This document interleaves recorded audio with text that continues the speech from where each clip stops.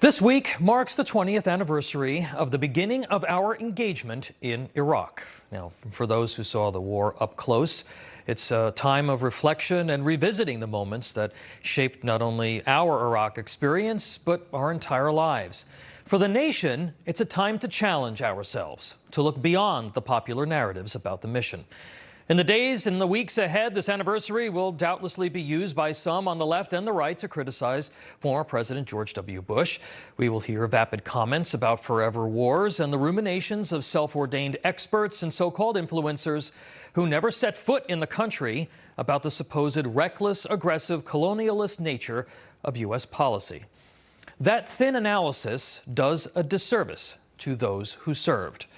What they will miss in their typical rush to hysterical one-sidedness is the extraordinary and noble work done by hundreds of thousands of brave Americans, military and civilian, who genuinely attempted to forge a better life for the people of Iraq against enormous odds.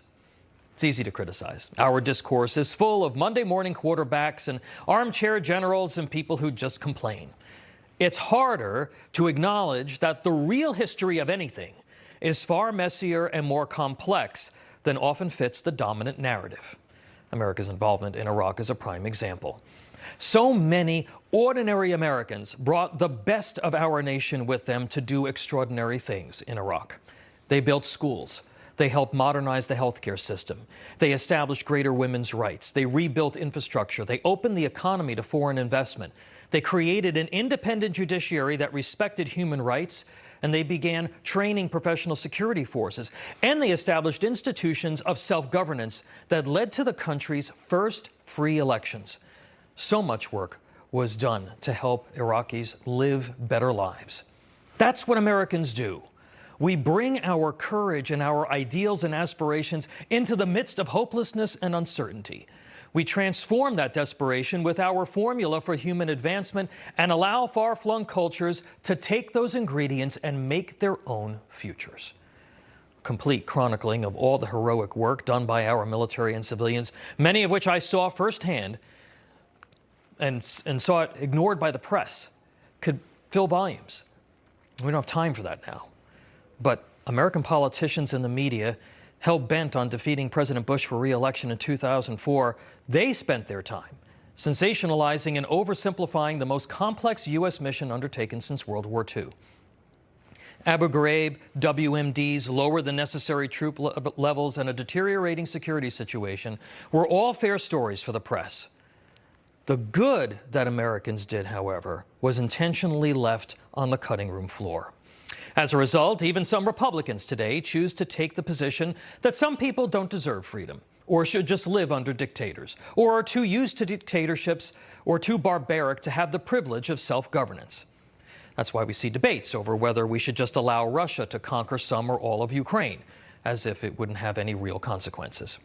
That's as backwards as President Obama's precipitous withdrawal in 2011 that threw whatever progress we had made away, handing the country over to Iran, Russia, and of course, ISIS. Those who would say that the costs were too high should consider that the fentanyl coming across the border from Mexico has killed more Americans in the first 2 years of the Biden administration than all of the U.S. military deaths in Vietnam, Iraq, and Afghanistan combined.